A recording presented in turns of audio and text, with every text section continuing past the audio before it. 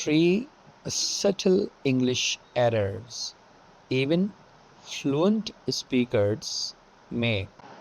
Think your English is perfect. Let's test that. Less versus fewer.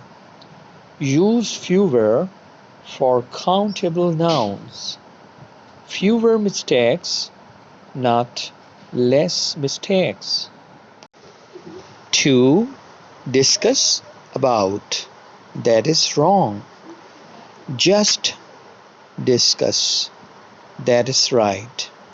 For example, let's discuss it, not let us discuss about it.